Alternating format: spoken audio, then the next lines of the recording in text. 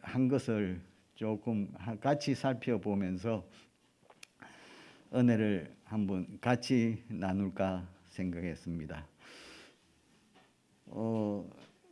목사님께서 설교하시면서 많이 예수님의 재림이 임박했던 한 그 세상의 상황들을 말씀하셨고, 특히 기후 변화에 대한 그 대책들에 대해서 우리가 우리의 주의를 집중시키는 그러한 말씀들을 많이 하셨습니다. 지금 세상 역사는 마지막을 향해 우리의 생각보다 더 급격하게 진행되는 그런 것을 느끼면서 우리의 주의를 또 다시 한번 기울이게 하시는 다니엘의 그 예언들, 세상 역사의 방향을 한 방향으로 향해 치달아가고 있는 그 내용들, 역사 진행 방향과 그 내용들을 우리 보고 꼭 기억하고 주의하라고 하나님께서 당부하시면서 얼마나 중요하셨으면은, 같은 사항을 서로 다른 각도에서 다른 시각에서 보도록 4번씩이나 반복해 주신 하나님의 그 자비로움에 정말 너무도 감사를 드립니다. 우리가 다 아시다시피 다니엘서 2장에서 금머리와 또 은 어깨, 놋 허리, 허벅지, 또 철로 된 종아리, 그리고 철과 진흙으로 섞인 발과 발가락, 그리고 돌나라, 그러한 사항들 보여주셨고요. 7장에서는 내 짐승들을 통해서 그렇게 하나님께서 또 보여주시며, 특히 작은 뿔과 조사 심판에 대해서 하나님께서 아주 자세하게 말씀해 주셨습니다. 8장과 9장에서는 또 순염소와 순양의 그 싸움과, 그리고 작은 뿔의 그 행함과 2300주야의 성소 끝난 후에 성소 정결에 대해서 말씀해 주셨습니다. 11장과 12장에서는 또 더 자세하게 그렇게 이 사항들을 반복하여 말씀해 주셨습니다. 이것을 펼쳐보니까 일요일 교회에서는 좀 다르게 해석하지만은 같은 내용을 특히 2장에서 발의 상태, 그리고 7장에서는 작은 뿔, 8장에서도 작은 뿔, 11장, 12장의 자세한 내용들, 그 내용들만 하나님께서 자세하게 어떤 일들이 특별히 마지막 때에 일어날는지를 자세하게 말씀해 주셨습니다. 그런데 사탄은 그 로마교와 개신교의 지도자들을 충동시켜서 전혀 이 사항들을 알지 못하도록 그렇게 다른 이론들을 제시를 했습니다. 그런데 인류는 다니엘서 2장에서 발과 발가락이 철과 진흙으로 서로 뒤섞인 그 상태에서 예수님 재림하실 때까지 그 상태에 계속된다고 분명히 예언했는데, 인류는 그것을 믿기를 거부하고 단일 국가를 만들려고 그렇게 노력을 하고 있습니다. 다니엘서 3장을 보시면은 느부갓네살 왕이 그 신상을 금으로 다 만들어 버렸죠. 하나의 국가로 만들어서 그렇게 경배를 하도록 위반시 사형명령까지 내리면서 그렇게 조치를 하였습니다. 세상 마지막까지 세상 지도자들의 꿈은 하와가 선택한 사단의 그 속살그림. 제가 주의 깊게 보는 것은 하나님과 대등한 존재가 되는 것에 하와가 특히 마음이 같은 것 같습니다. 너희가 그것을 먹는 날에는 눈이 밝아 하나님과 같이 되어. 이 마음이 바로 하늘에서 루스벨이 가졌던 그 마음, 지극히 높은 자와 비길이라. 네 마음이 하나님의 마음 같은 채 이러한 마음이었습니다. 바벨탑을 쌓을 때 그 지도자들은 우리가 성과 대를 쌓아 대 꼭대기를 하늘에 닿게 하여 우리 이름을 대고, 이러한 마음이 바로 사단이 심어준 마음이었습니다. 그런데 어떻게 하면은 하나님과 되는 것입니까? 궁극적으로 예수님을 광야에서 유혹할 때, 사단이 마지막으로 한 말은, 마귀가 그를 데리고 지극히 높은 산으로 가서 천하 만국과 그 영광을 보여 가로되 만일 내게 엎드려 경배하면 이 모든 것을 내게 주리라 했습니다. 목적은 경배였습니다. 데살로니가 후서 2장 4절에 저는 대적하는 자라 범사에 일컫는 하나님이나 숭배함을 받는 자 위에 뛰어나 자존하여 하나님 성전에 앉아 자기를 보여 하나님이라 하느니라 했습니다. 가톨릭의 책들을 보다가 보니까 좀 섬찟한 생각이 드는 말이 있었습니다. 영어 성경에 누가복음 17장 11절에 예수님께서 거룩한 아버지시여, 그걸 영어로 홀리 파더라고 하는데, 가톨릭 네이버 영어 사전을 찾아보니까 그 홀리 파더를 교황성하라고 했습니다. 섬찟하지 않습니까? 교황에게 바치는 칭호를 홀리 파더라고 했습니다. 예수님은 성부 아버지께 거룩하신 아버지여 했는데, 다 아시다시피 요한계시록 13장에서도 바다에서 나오는 짐승에게 세상 사람들로 하여금 다 경배하게 하는 그러한 종교의 강제가 있는데, 우리가 그 문제를 해결하는 해결책은 인내와 믿음이라고 요한계시록 13장 10절은 말씀해 주고 있습니다. 그 이후에 계시록 13장 11절에 바다에서 나오는 다른 짐승을 나오는데 세상의 모든 사람들에게 첫 짐승에게 경배하도록 강제하면서 그 경배하지 않는 사람은 다 죽이게 하는 그러한 상황이 나중에 곧 닥칠 것입니다. 제가 이 사항들을 보면서 어떻게 생각이 미쳤느냐 하면은, 세상 마지막까지 인류는 느부갓네살처럼 세계 단일 정부가 아니라 화하는 노력을 지속적으로 하게 될 거다. 실제로 형식적으로는 분열된 여러 나라 열국 상태로 가겠지만 우리가 다 보고 있지 않습니까? 실질적으로는 단일화돼 가고 있는 거죠. 정치적이 아니라 종교적인 문제로. 그 궁극적인 목적은 모든 사람들로부터의 경배였습니다. 이를 위해 종국에는 종교의 자유가 박탈될 것입니다. 이 역사가 가만 보니까 처음부터 계속 반복되어 있습니다.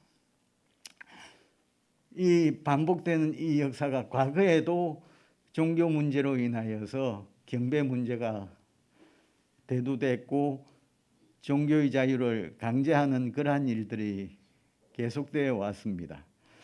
이 역사는 마지막 나라의 상황들이 어떻게 진행될지 미리 보여주는 것이라고 생각이 됐습니다. 그래서 walden서인들의 사례를 한번 각 시대의 대쟁투에서 한번 출연해서 같이 확인하고 은혜를 나눌까 합니다. walden스인이 어떤 그 기원이라든가 언제부터 시작됐는지는 우리 자료를 찾아내기가 참 어렵습니다. 각 시대의 대쟁투에도 그러한 그 walden스인들의 기원을 찾기가 어려운데요. walden스인이라는 그 명칭은 그 가톨릭에서 나온 그 믿음을 신실하게 지킨 사람들의 여러 그 단체들이 있었는데, 보면은 베렌가리아파, 이제 네이버에서 walden스인들을 한번 찾아보니까 베렌가리아파, 페트로브루시아파, 헨리파, 아놀드파, walden스파, 알비젠서파, 레온파, 롤라드파, 카타리파 등등 그러한 그 단체들, 무리들을 총칭해서 천주교도들이 walden스파라고 그렇게 알고 있었다고 하였습니다. 그 기원은 현대인들이 루터의 종교개혁보다 한 400여 년 전에 피터 와일도라고 하는 사람이 1175년에 등장을 했는데, 그 사람으로부터 기원됐다고 그렇게 알고 있다고 하는데요. 사실은 walden스인들은 서기 325년 니게아 종교회의에서 교황권과 분리돼 나온 사람들로부터 시작됐다고 그렇게 밝히고 있는 걸 보았습니다. 이것이 권위 있는 확실한 자료인지는 제가 확인을 못 해봤습니다. 당시의 교회 상황이 어떠했느냐 하면은, 사도들로 인해서 진리가 땅 끝까지 전파된 뒤에 초기 교회 시대에 핍박의 물결이 아주 강했죠. 그 시기에 일어났다고 합니다. 그러한 시기였고요. 교회가 이교 중심 사상으로 가득 찼고 안식일이 일요일로 바뀌기 시작하던 그 무렵이었습니다. walden스인이라는 명칭의 유래는 이탈리아어로 walden스라는 그 말은 골짜기들이라는 말이었고요. 왜냐하면 알프스 산맥에 그 골짜기가 많은데 그런데 많이 숨어 살았거든요. 프랑스어로서 이제 보라는 단어가 나중에도 나오겠지만, 그 골짜기의 주민들이라는 뜻을 가진 프랑스어 보라는 명칭도 있었다고 합니다. 11세기부터 일반적으로 walden스인들이라고 그렇게 불려졌다고 합니다. 지금까지 그 walden스인들에 대한 우리가 찾아볼 수 없는, 각 시대의 대쟁투나 우리 교단에서 찾아볼 수 없는 그러한 것을 살펴보았고요. 이제 각 시대의 대쟁투에서 한번 보겠습니다. 초기의 walden스인들은 그 시대의 배경이 로마 교회가 이교 사상을 많이 도입하면서 부패하고 타락을 했죠. 그래서 종교를 강제하기도 했고요. 그런데 믿음을 순수하게 지키고자 하는 사람들이 있었습니다. 로마의 관할 밖에 있는 나라들에서는 열여 세기 동안 법안교, 로마교죠, 부패에 전혀 감염되지 아니한 그리스도인 단체들이 있었다. 그들은 성경을 신앙의 유일한 표준으로 생각하고 성경에 있는 진리의 대부분을 고수해 왔고, 10계명 중 넷째 계명의 안식일을 지켰다. 이러한 믿음과 생활을 유지해 온 교회들이 중앙아프리카와 아시아의 아르메니아 족속들 사이에도 있었다고 합니다. 그 중에 walden스인들이 로마 교회에 대해서 저항한 자들 중에 최선봉에 섰다고 나와 있습니다. 여러 교회의 지도자들은 거의 온 세계가 존중하는 듯한 법왕의 최상권을 마지못해 인정을 했는데요.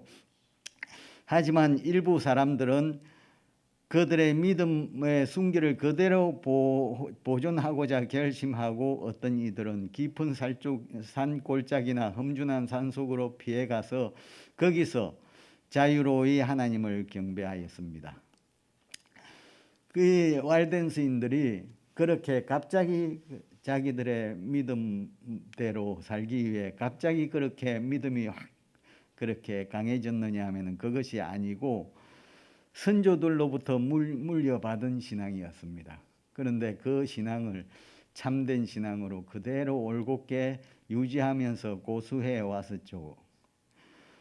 이 참된 교회가 로마교로부터 분리된 중요한 이유의 하나는 성경상 안식일에 대한 로마교의 정오감 때문이었다. 안식일에 대해서 로마 교회가 아주 정오했다는 거죠. 지금 말씀드리는 것은 각 시대의 대쟁투 64쪽부터 한 70몇 쪽까지 있는 내용입니다. 페이지는 영문판입니다.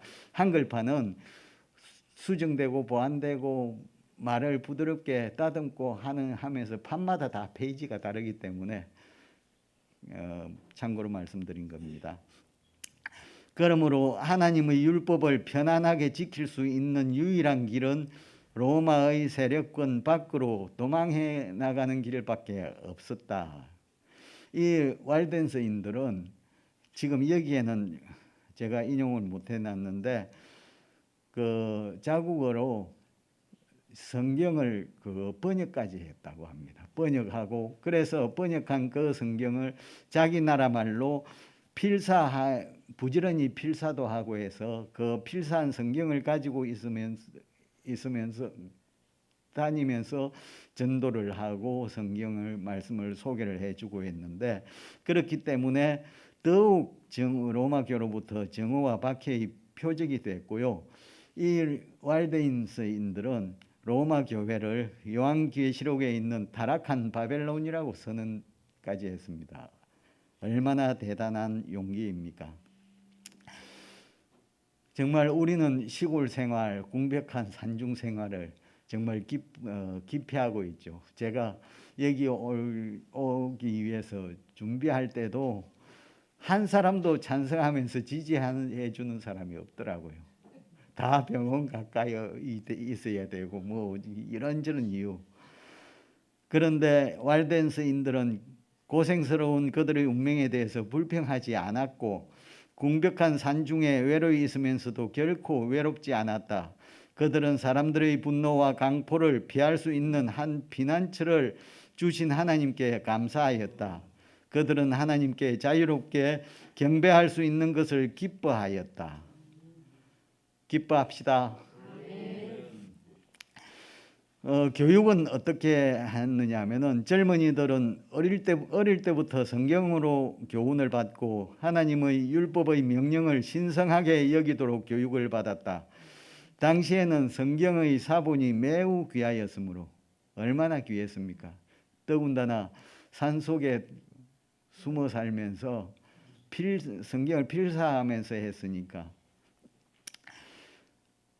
그 성경 사본이 매우 귀하였으므로 그들은 그 가운데 있는 귀중한 말씀들을 외우도록 되어 있었다. 그래야 많은 사람들이 신구약 성경의 여러 곳을 반복하여 암송할 수 있었다. 여기에 인용을 안 했는데요. 이제 지명관계 때문에 보니까 요한복음 그러한 복음서들을 통째로 외웠다고 각 시대의 대쟁투에는 나와 있었습니다. 그리고 생계는 유지를 해야 되니까 깊은 산 골짜기에서도 경작할 만한 토지를 발견하면 즉시 그것을 잘 개간하였으므로 드디어 골짜기와 언덕의 양사면이 아니고 비탈된 그러한 사면들은 많은 수확을 내는 농토로 변했다. 금소와 엄격한 극기의 정신은 그 자녀들에게 유일한 유산으로서 교육의 일부가 되었다고 화이트 부인은 기록했습니다. 성경이 정말 위험에 많이 빠져 있었죠. 사단은 오류와 이단과 미신의 쓰레기 아래 진리의 말씀을 묻어버리기 위하여 법왕교의 승려와 주교들을 독려하였다. 그러나 암흑시대의 전 기간을 통해 성경은 가장 기이한 방법으로 손상되지 않은 채로 보존됐다고 합니다. 아마 walden서인들을 가리켜서 하는 말씀인 것 같습니다. 그렇게 보존됐고 진리의 보배를 찾기 위해서는 어떻게 해야 한다고요? 마치 금과 같은 풍부한 광맥들이 땅속에 숨겨져 있을 때 그 귀중한 광석들을 파내야 하는 것처럼 성경도 열심히 읽고 겸손하고 경건한 마음으로 찾는 자에게만 나타나는 진리의 보배를 가지고 있다. 그냥 듣고 그냥 예배에 참석만 하는 게 아니라 내 스스로 진리를 찾고자 성경을 파고 파야 그 진리, 그것을 찾는 사람들에게 보배가 나타난다고 기록되어 있습니다. 아까 보라는 말씀 드렸는데요. walden서인들의 한 무리들이한 것 같습니다. 보도바의 목사들은 누구나 다 선교사로서의 훈련을 받았다. 전도 활동을 어떻게 했는지 말씀드립니다. 성직에 들어가기를 원하는 사람은 누구나 먼저 전도자의 경험을 쌓아야 했다. 고향에 있는 교회의 책임을 맡기 전에 어떤 선교 지역에서 3년 동안 봉사해야 했다. 흔히 그들은 장사꾼이나 행상인의 직업을 택하였다. 선교사라고 그렇게 밝히지 않고, 왜냐하면 선교사로 가면 추방당하게 되는 그러한 곳일지라도 행상인으로 갔으면 환영을 받았기 때문에 행상인으로 그렇게 활동하면서 영업을 하면서 전도할 수 있는, 예수님을 받아들이겠다 싶은 사람들에게 이제 전도를 열심히 했던 거죠. 특히 제가 제 눈길을 끄는 곳은 우리 재림교회가 율법주의라고 그렇게 밖에서는 비판을 하지 않습니까? 그런데 이 대쟁투 73쪽에 walden서인들, 그들은 선을 행함으로 하나님의 율법을 범한 죄과를 속할 수 있다고 하는 교리가 거짓에 기초된 것이라고 주장하였다. walden서인들이 그랬다는 겁니다. 사람의 공로를 의지하는 것은 그리스도의 무한하신 사랑을 보지 못하게 가로막는다. 화이트 부인이 이 말씀을 기록했다는 것은 화이트 부인도 믿음으로 말미암는 의를 구원을 줄곧 주장해 왔다는 증거라고 생각됩니다. 그런데 안식일을 지킨다고 그렇게 우리 교회를 율법주의자라고 하는 그 사람들, 그렇게 헛된 말을 하는 데 대해서 나중에 어떻게 책임지려고 저렇게 당돌하고 거짓을 말하는지 모르겠습니다.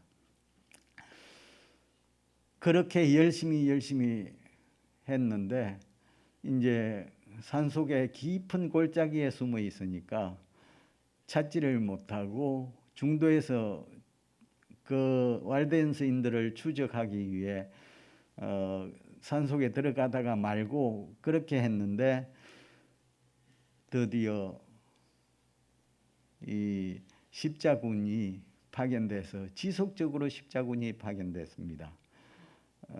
한 번 한 게 아니고, 그래서 walden서인들이 다 사라졌죠. walden서인 선교사들이 사단의 왕국을 공격하고 있으므로 암흑의 세력도 일어나서 크게 경성하게 됐다. 초대 교회의 신조를 그대로 고수하고 있는 이 백성들이 로마 교회의 배도를 언제나 입증하였으므로 그들의 가장 심한 미움과 박해를 일으켰다.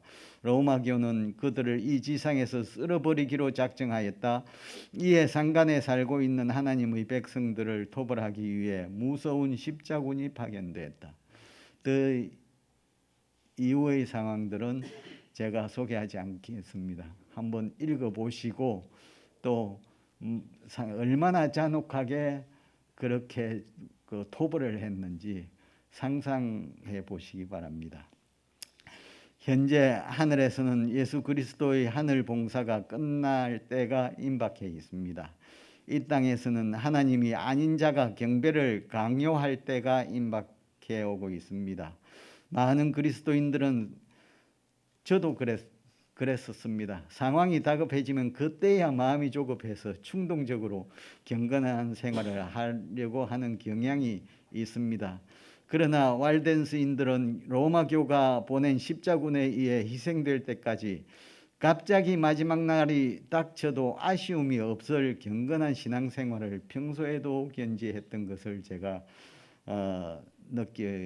느끼게 됐습니다. 그 내용들은 다시 한번 살펴보면 하나님의 율법을 편안하게 지킬 수 있는 곳으로 피신했고 성경을 번역도 하고 필사했고 로마교를 바벨론이라고 직접 선언하는 용기가 있었고 힘든 산중 생활을 불평도 하지 않고 감사하고 기뻐했으며 하나님의 율법을 신성시했습니다. 농지를 개간하고 검소와 극기 정신을 함양했고 성경을 손상 없이 보존했고 선교 훈련과 선교 활동을 열심히 했습니다.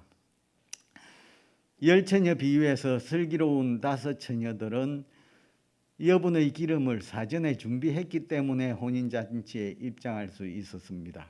사전에 준비했다는 것은 평소에 준비했다는 이야기입니다. 이런 일이 시작되거든 일어나 머리를 들라. 너희 구속이 가까웠느니라. 이러므로 너희는 장차 올 이 모든 일을 능히 피하고 인자 앞에 서도록 항상 기도하며 깨어 있으라. 어떤 일이 급해진 상황이 임박했다고 갑자기 더 열심히 기도하는 게 아니라 항상 기도하며 깨어 있으라는 말씀입니다.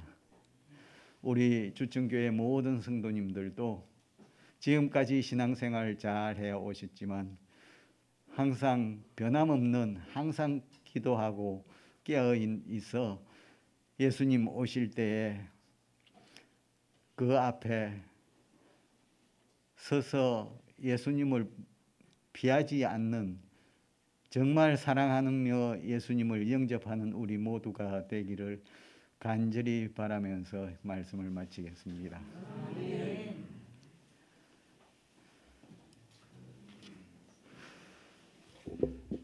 자, 주신 말씀을 상기하시면서 우리 다 같이 일어나 보실까요? 290장 찬미를 부르시네 말씀을 주신 장로님께서 축도해 주시겠습니다.